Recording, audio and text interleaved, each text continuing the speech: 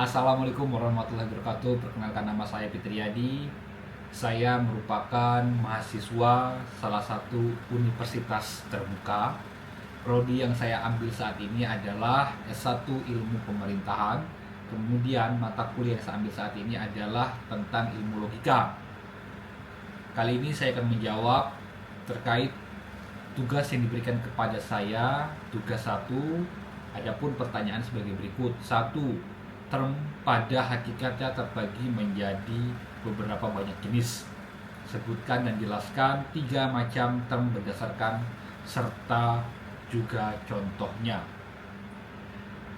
Kita artikan terlebih dahulu. Term dalam konteks logika dan bahasa pada hakikatnya, term memiliki beberapa jenis yang bisa diklasifikasikan berdasarkan cakupan dan makna tertentu. Term umum, term khusus, term universitas, term partikular, term singular, dan term kolektif adalah beberapa contohnya. Yang kita bahas kali ini adalah 1. Term berdasarkan konotasi, kemudian term berdasarkan denotasi, dan term berdasarkan predikamen. Kita ambil contoh di term berdasarkan predikamen. Contohnya adalah sebagai kualitas. Kualitas itu sifatnya perwujudan sebagai ciri atau yang ada pengenal. Contohnya putih, panas, dingin, bagus, cantik, ganteng, dan lainnya. Kemudian untuk pertanyaan kedua, jelaskan dan berikan contoh bentuk sesat pikir ataupun logical fallacy berdasarkan bagaimana agar terhindar dari logical fallacy. Jawabannya adalah prinsip penalaran yang dapat membuat sesat pikir seseorang. Prinsip penalaran yang dapat menyebabkan kesalahan berpikir atau sesat pikir adalah kesalahan yang terjadi karena adanya kesesuaian antara apa yang dipikirkan dan bahasa yang digunakan untuk merumuskannya.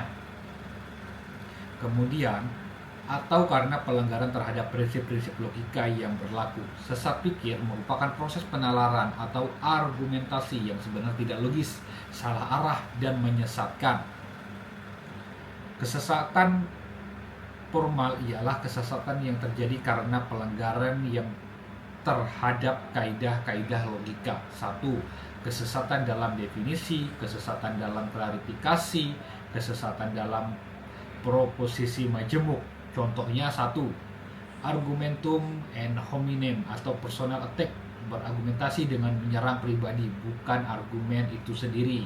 Kemudian argumentum ad faciulum, yaitu argumen yang dinyatakan benar karena banyak orang yang sepakat dan sependapat. Contohnya, ketika saya menggunakan skincare Korea, muka saya berutusan, sedangkan reviewnya banyak orang cocok menggunakan skincare Korea. Kemudian ada juga argumentum and misericordiam, yang mana argumennya disadari oleh belas kasihan. 4. Argumentum and strawman, manusia jerami. Kemudian fallacy of dramatic instant atau overgeneralisasi adalah cara berpikir yang cenderung mengeneralisasi keadaan.